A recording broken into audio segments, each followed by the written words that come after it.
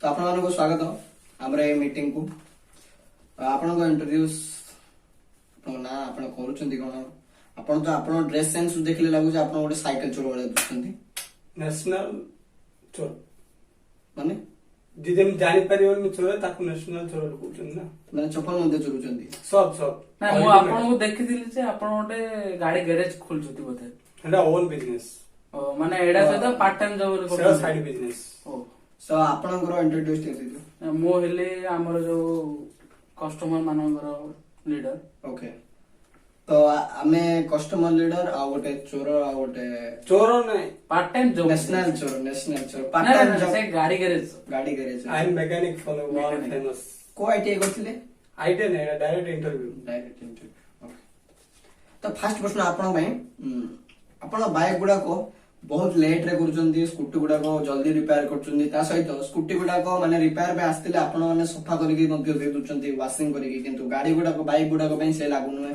से नियम लागु न काहे की बाइक रे अधिक परिश्रम करिया पड़छ माने कोन अधिक परिश्रम करिया पड़छि बाइक रे कोन कोन बाइक रे कोन अलगा किछि टेंशन न बे देखो जदी उडे बाइक रिपेयरेबल करा हबो बाइक उडे रिपेयरेबल करा तो सेडा पो चलोछि बाइक दा स्कूटी डा गोटे जियो चलोछि हां एती फरक एती फरक तो बहुत अछि हां पुओ जो चलेबो गाडीटा ता जदी जल्दी रिपेयरिंग करी जदी दबो ताले कोन हो देखो आज मु जो Next time कस्टमर आसी- तार बाइक मध्ये मते बाइक फेवरेट से मु बाइक स्टिक लगे तुम कोन उडे जदी तुम जो कहलो स्कूटी कथा स्कूटीटा जल्दी हो काहे की अधिका टेंशन ना से उडे जदी स्कूटी काहे की ट्रक को दबा करती से कोन से रिपेयरेबल होउची कॉलेज जाओ तो झोटे रास्ता आसला भाई एटा पंक्चर हो जाइछि कि खाटा भांगी जाइछि कि स्टोरिंग करियार अछि कि ऑयल चेंज करियार अछि कि डिजाइन ऑयल कमी आपण ऑयल मध्ये चेंज करचंदी जो ऑयलटा पुडी जाइथियो एक्स्ट्रा ऑयलटा तो को कंपनी रो ऑयल यूज करचंदी सेटा कंपनी से ना सेकंड नै आपण सेकंड हैंड ऑयल व्यवहार करछन बोले ना सेटा सब ओन ऑयल मु निजे किनिया ना आपण गाड़ी के बिकी दियंते जो गाड़ी रे अधिका थियो से गाड़ी बाहर कर दियो एमिति करछन भाई भाई तो जदि पुओ मान को गाड़ी मु जदि लेट रे देबी डिलीवरी तो सेमान कोन करिए पुनी नेबे जो चलो जो 70 80 स्पीड 90 स्पीड चलो जंदी हे नै को गो लटा गटा बाडे दी पळा पुनी ता रिपेयरिंग करियो एमि सब अजथा टेंशन पाई सेडा सब लेट डिलीवरी हो आ जियोडा कोन सेमान कोन कॉलेज जाउ जंदी आसुंदी एपडे एमि पंचर टिके हला खाटे भागी हला को टिके हवा पळेला चेक कर दियो इंजन ऑयल कम अछि टिके चेक कर दियो कि ढाल दियो पुरे दियो एमि सब ले तांगर जल्दी हो जाए तो आपनकर पूरा माने कोन पैसा पे आपण नाळुआ मध्ये हे परचंदी माने जियो पिला फास्ट देखुचंदी आपण गाड़ी गोटा रिपेयर कोन बाइक स्कूटी गुडा को फास्ट करचंदी बाइक गुडा कम करचंदी एमिति नियम काई को माने जगत रे नै कि किछ नै तो आपण एमिति कोन बाइक करचंदी झियो आसले में आपण तो पार्ट टाइम जॉब चोरो तातले बाइक रिपेयर करचंदी चोर आपण को हिसाब कहले चोर नेशनल चोर आपण निजे इंट्रोड्यूस आपण कहले चोर आपण बोली जो गाड़ी गाड़ी माने माने नेशनल चोर बोली कहले बाहर जो गाड़ी जो थोइ दो आपण से जगह चोरै धरि पाउछ ना ना सेटा बाहर मु काई करिए एबे जा गाड़ी एबे तम नाट यात्रा हला माने गाड़ी दी तीनटा देखलो से मालिक नाही धरि पड़ल ना ना ना एबे गारे यात्रा हो माने ए गुडा को नियम नै किंतु ठीक अछि आपण जो स्कूटी गुडा को अधिक रिपेयर करचंदी माने जल्दी रिपेयर करचंदी बाइक गुडा को जल्दी रिपेयर करि पारु नांदी कोन बे कारण बचलो आपण तो ए गुडा कारण कहले तो एमिति रे माने को बिजनेसमैन रो बाइक दिया जैतिबा आपण को से बिजनेस माने ऑफिस को से टाइम रे पहुंचवा बदला आपण ताको गाड़ी को रिपेयर टाइम रे करि पारु नांदी कोन बे सेडा गुडा एक्चुअली से पैसा ठीक दउनी ना आपण केते पैसा लुला आपण गोटे गाड़ी बाइक रिपेयर करियो केते टका जदी चको इंजन खराब हे जे चको खराब हे छै जदी चको खराब हेथियो मिनिमम 5000 जदी इंजन खराब हेथियो मिनिमम 20000 तो माने आपण जेतिक नबा कथा तार डबल नउचंदी माने आपनकर गैरेज रे खासियत कोन एसी लगई छी फैन लागि छी पिला पय माने का पे एसीटा लगे आपण माने गाड़ी पे मो पय गाड़ी पय जे आइला ता पय समस्त पय माने गाड़ी ठंडा फ्री रे खाइबा ठंडा फंडा जे आइला चा फा पीला देले से पैसा अंतर पड़ियो ना ना माने अंकर गोटे गैरेज गोटे होटल वाला गैरेज जे गैरेज करछन मतलब होटल स्टाइल ओके एटा गोटे भलो कथा कस्टमर माननको मतलब डबल नबा सेटा ठीक है, कस्टमर ऊपर कथा मो बन जदी करिवनी ता इच्छा अलग दुकान ठीक देखियो अछि। मो गोटे दुकान लोक लगे गोटे लोक आपन पाखु गाड़ी रे तेल फुल करिक आनथाउची किंतु आपन गाड़ी रिपेयर कर दी थाउचंदी से जतो गाड़ी नउची ता तेल सरी जाई थाउचंदी कोन पे एडा मन कोन एमती गाड़ी ऑटोमेटिकली तेल तो सरी होनी आ भीतर कारण कोन अछि जदि आपण गाड़ी रे टांकी रे तेल फुल कर देछन आपण घरे भी नै कि रखन से तेल उडी जो ना आपण पा तो गोटे दी दिन काम कला भीतर सरी जाउछु देखो, ना आपण काढुचंती ना कोन ना ना एबे देखो गाड़ीटा मु रिपेयरिंग करछि भाबिनो तम गां सरपंच गाड़ी नै आइछि रिपेयरिंग करिया हम गां सरपंच तम गां सरपंच हम मो गैरेज नै कि आइला ताकर गाड़ी नै ताकर साइकिल अछि तार अछि कि न अछि मु खाली उदाहरण ना साइकिल ऑयल मते पकोछ ना हां जदि अच्छा पहिले साइकिल चेन छिडियो कोन करिया पडियो सेटा गैरेज वाला बजार आप साइकिल आप- गैरेज आप- मोर मोर एक्चुअली मोर व्हीकल गैरेज हला मो आप- साइकिल गैरेज मोर काली एते लोएस्ट गैरेज मोर काली एक्सेल रो मोर चेन छिडियो छी मोर हाई लेवल गैरेज खाली मोर एक्सेल आपण जहा पचारले मु तार उत्तर दउची नले मु जाउची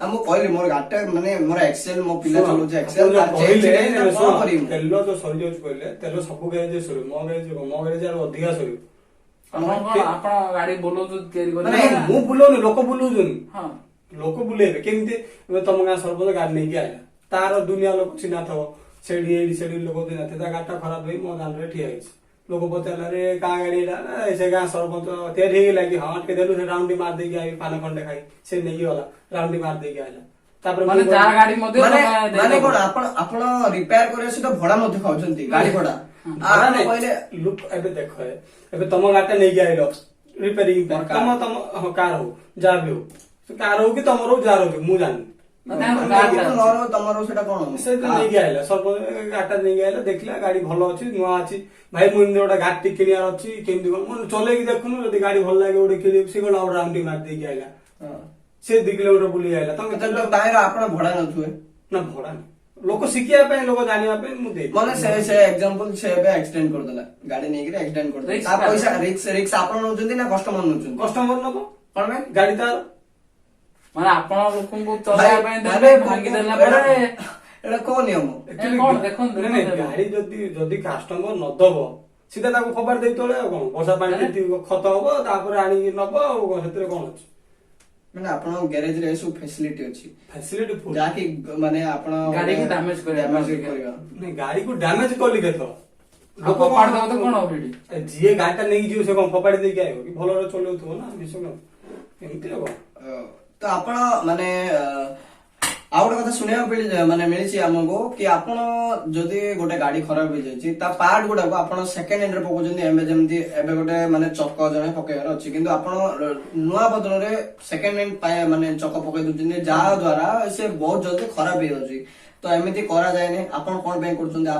ମଧ୍ୟରେ କାରଣ କଣ ଅଛି ଟଙ୍କା ଟଙ୍କା ଟଙ୍କା ପାଇଁ ତ ସବୁ ଅଛି କିନ୍ତୁ ଏମିତି କାହା ଦ୍ଵାରା କ୍ଷତି ଦେଖ, ପହଞ୍ଚେଇବା ନାଇଁ, ନାଇଁ, ମୁଁ ଯଦି ତା ଗାଡିରେ ନୂଆ ପାର୍ଟ ଗୋଟେ ପକେଇବି ସେ କେତେ ଦିନ ଚଲେଇବ 2 ବର୍ଷ ଚଲେଇବ ଯଦି ମତେ ପୁଣି 6 ମାସରେ ପଇସା ଦରକାର ପୁଣି ପାର୍ଟ ଗୋଟେ ପକେଇଦେଲେ ସେ ପୁଣି 6 ମାସ ପରେ ଖରାପ ହେଲା ପୁଣି ଆଇବ ପୁଣି ପଇସା ଦବ ପୁଣି ତିଆରି କରିଦେବି ଏମିତି କଣ୍ଟିନ୍ୟୁ ଚାଲୁଛି ଆଉ ଯଦି ମୁଁ ତାକୁ ନୂଆ ପାର୍ଟ ଗୋଟେ ପକେଇକି ଦେବି ତ ମାନେ ଯଦି ଆପଣ ଯଦି ସେକେଣ୍ଡ ହ୍ୟାଣ୍ଡ ପାର୍ଟ ପକେଇ ଦେଇଥିବେ ସେ ଚକ ଦ୍ଵାରା ଯଦି ତାର କଣ ଆକ୍ସିଡେଣ୍ଟ ହେଇଗଲା ଆପଣ ଦାୟୀ କିଛି ହବନି କଣ ପାଇଁ କାରଣ କଣ ଅଛି ଗ୍ୟାରେଣ୍ଟି କଣ ଅଛି କିଛି ହବନି ପଙ୍କଚର ଯଦି ହେଲା ଗାଡି ଯୋଉଠି ସେଠି ରହିଛି ପଞ୍ଚର ନାହିଁ ଚକ ଯଦି ଡାଇରେକ୍ଟ ଭାଙ୍ଗି ପଡିଲା ମାନେ ଭାଙ୍ଗିଗଲା ତାର ମରିବ ଭାଙ୍ଗିଗଲା ମରିବ ମାନେ ଦାୟୀ କିଏ ତାର ଦାୟୀ ସେ ଯିଏ ଚଲେଇବା ବାଲା ଗାଡି ମୁଁ ଆପଣ- କାଇଁ ଦାୟୀ? ଆପଣ ମୁଁ ତ ତ ମାନେ ରିପେୟାରିଂ କରି ସେ ଦେଇଦେଇଛି ନୂଆ ନା। ବଦଳରେ ତ ଆପଣ ସେକେଣ୍ଡ ହ୍ୟାଣ୍ଡ ପକେଇଥିବେ ମୁଁ ତିଆରି କରି ଦେଇଦେଲି ହଁ। ସେ ଗାଡି ଚଲେଇବ ତାପରେ ନେବ ଆପଣ ତ ଠିକ ଭାବେ ତିଆରି କରିନଥିବେ ଦାୟୀ କାରଣ ସେ ଦେଖିକି ନଉ କେମିତି ଦେଖି ତମେ ଗ୍ୟାରେଜ ବାଲା ନା ସିଏ ଆଉ ଗୋଟେ ତମେ ଗାଡି ରିପେୟାର କଲା ପରେ ଆପଣ ଟେଷ୍ଟ କରୁଛନ୍ତି ନିଜେ ଗାଡି ଭଲ ଅଛି ନା ନାଇଁ ହଁ ସେଥିପାଇଁ ତ ତେଲ ସରୁଛି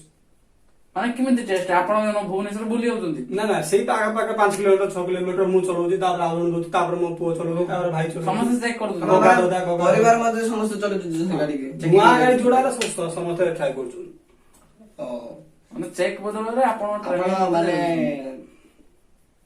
ବୁଲିକି ପଳେଇ ଯାଉଛନ୍ତି ଗାଡିରେ ଆଉ ଦେଖନ୍ତୁ ଏପରି ଏପରି ଗୋଟେ ଭଲ ନୁହେଁ ଏଗୁଡାକ ଯିଏ ଭଲ ତା ପାଖକୁ ଯା ମୋ ପାଖ କାଇଁ ଯାଇଛି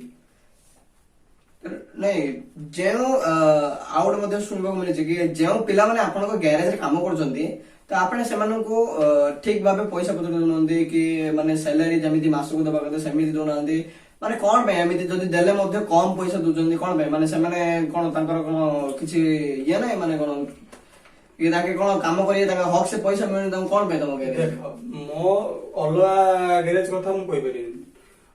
ମୋ ପାଖକୁ ଯୋଉ ପିଲା କାମ କରିବାକୁ ଆଉଛି ଆକ୍ଚୁଆଲି ସେ ଶିଖିବା ପାଇଁ ଆଉଛି କାମ ହେଲା।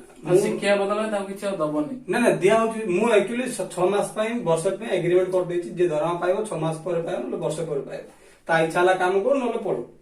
ହେଲେ ପିଲା ଯୋଉ କାମ କରିବ ତାକୁ ସକାଳୁ ଦବ 10 ଟଙ୍କା ଜଳିଆ ଖାଇବ, ଚା ପିଇବ, ହର୍ଲିକ୍ସ ପିଇବ, ତାପରେ କହିବ ମୁଁ ପୁଡ଼ିଆ ଖାଇବି ଦେ 20 ଟଙ୍କା, କିଏ ଦବ ସେ ଜିନିଷ? ମାନେ ତମେ ହଲିସ୍ ମଧ୍ୟ ଦଉଛ ପିଲାମାନଙ୍କୁ? ପିଲା ହୃଷ୍ଟପୁଷ୍ଟ ହେଲେ ଯାଇକି କାମ କରିବ, ନହେଲେ କାହିଁକି କାମ? ହୃଷ୍ଟପୁଷ୍ଟ ପାଇଁ ଦିଆ ହଉଛି।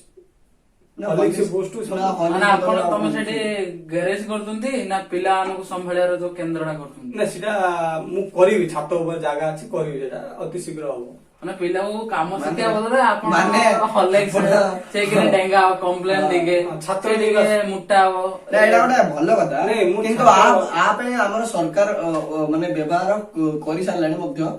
କିନ୍ତୁ ଆପଣ ଗ୍ୟାରେଜ ନାଁରେ ଏମିତି ସବୁ କାମ କଣ ପାଇଁ କରୁଛନ୍ତି? ନାଇଁ ଗ୍ୟାରେଜ ନାଁରେ ମୁଁ କାହିଁକି? ଏବେ ଗୋଟେ ପିଲା କାମ କରିବା ଆଇଲା ମାନେ ମୁଁ କାମ ଶିଖିବା ଦରକାର ନା ତାର ପଇସା ଦରକାର? ଯଦି ପଇସା ଦରକାର ଭାଇ ମୋ ଦୋକାନରେ କାମ ନାହିଁ। ଯଦି କାମ ଶିଖିବାର ଅଛି ତାହେଲେ ମୋ ଦୋକାନରେ ବର୍ଷ ପରେ କି 6 ମାସ ପରେ ପଇସା ଦେବି, ଆ ଭିତରେ ପଇସା ମାଗିବନି। ଏମିତିଆ ମୋ ଡିସିସନ ସବୁ ଅଲଗା। ପିଲା ତ କମ୍ପ୍ଲେନ କରୁନଥିବେ ନା? ନା ପିଲାମାନେ କମ୍ପ୍ଲେନ କରିଥିବେ ନା? ଯଦି ପିଲାମାନେ କମ୍ପ୍ଲେନ କରୁଛନ୍ତି ସେମାନେ ମୋ ଦୋକାନ କାଲି ସକାଳେ ବାହାର କରିଦେବି। ମୋର ଦରକାର ନାହିଁ ସେମିତିଆ ପିଲା। ତ ମାନେ ସେମାନେ ଆଉ କୋଉଠି କାମ ଖୋଜିବାକୁ ତାଙ୍କୁ ଟାଇମ ଲାଗିବ। ଚାଷ କରନ୍ତୁ, ଅସୁବିଧା କଣ? କୋଉଠି କାମ ମାନେ ମାନେ ଆପଣଙ୍କୁ ଏମିତି କହିବାର ଲଜ୍ଜା ଲାଗୁନି ଟିକେ? କାହିଁକି? ମୁଁ କଣ ଚୋରିଛି ମତେ ଲଜ୍ଜା ଲାଗିବ? ମାନେ ଆପଣଙ୍କ ଶରୀରରେ ଗୋଟେ ବ୍ୟକ୍ତିଗତ ନାମକ ପ୍ରାଣୀ ଅଛି ନା? ଓନର। ମୁଁ ଗାଡିର ଗୋଟେ ମେକାନିକ, ମୋର ନିଜ ଦୋକାନ ଅଛି। ମୁଁ କାହାକୁ ରଖିବି ନ ରଖିବି ସେଟା ମୋ ଉପରେ ଡିପେଣ୍ଡ କରୁଛି। ଆପଣ ଏ ଘୁଷୁରୀ ଭଳିଆ କଥା କଣ କହୁଛନ୍ତି? ନାଇଁ ସେ କଥା ମୁଁ ରଖିବି। ଆପଣ ଘୁଷୁରୀ ଭଳିଆ କଥା କଣ କହୁଛନ୍ତି? ଯିଏ ବନଭାତ ତା ପାଖକୁ ଯିବ ପଛରେ। ଆପଣଙ୍କ ସାମ୍ନାରେ ଗୋଟେ କଷ୍ଟମର ଅଫିସର ବସିଛନ୍ତି, ଗୋଟେ ହେଡ୍ ବସିଛନ୍ତି, ଆପଣଙ୍କ ସାମ୍ନାରେ ଡିସ୍କସର ଗୋଟେ ବସିଛନ୍ତି, ଆପଣ କଣ ଏମିତି ବ୍ୟବହାର କରୁଛନ୍ତି? ସକାଳେ ଯଦି ତାଙ୍କ ପୁଅଟା ବି ମୋ ପାଖକୁ କାମ କରିବା ପାଇଁ ହେଲେ ମୁଁ ଫ୍ରିରେ କରେ। ପଇସା ଦେଖି କାମ କରୁଛନ୍ତି, ଫ୍ରି କଣ ପାଇଁ କରିବେ? ପିଲା ଶିଖୁ, କାମ ଆଗକୁ ବଢୁ। କାଲି ସକାଳେ ଯଦି ରାସ୍ତା ତମ କୋଉଠି ଗାଡିଟା ଖରାପ ହେଇଯିବ ଯାଇ ତିଆରି କରିକି ଆଣିବ, ଫ୍ରିରେ କରିବ ନା? ତାଙ୍କ ପିଲା ତମକୁ ଶିଖେଇବ, ସିଏ ଅଲଗା କଥା। ସେତିକି ହାଇବ୍ରିଡ ସେତିକି ଟ୍ୟାଲେଣ୍ଟ ଅଛି ତାଙ୍କ। ଆପଣ କଣ ମାନେ କଣ ଭାବୁଛନ୍ତି ଆପଣ ନିଜକୁ? ଆପଣଙ୍କ ଗ୍ୟାରେଜ କଣ 5 ଷ୍ଟାର ନା ହୋଟେଲ ନା ଆପଣଙ୍କର କଣ କେନ୍ଦ୍ର ଗୋଟେ ସେଟା? କେନ୍ଦ୍ର ମୁଁ ଆକ୍ଚୁଆଲି ଆପଣଙ୍କର ଗ୍ୟାରେଜ ରେ କଣା ମାନେ କଣ ସେ ପିଲାମାନେ ରହିଲେ ପୁଣି ଛାତରୁ ପାଣି ଗଳୁଛି ବର୍ଷା ହେଲେ, ମାନେ କଣ 5 ଷ୍ଟାର ହୋଟେଲ? ଏକ୍ସପେରିମେଣ୍ଟ କଣ ଆପଣ ଏକ୍ସପେରିମେଣ୍ଟ କରୁଛନ୍ତି ନା ଗାଡି ଗ୍ୟାରେଜ କରୁଛନ୍ତି?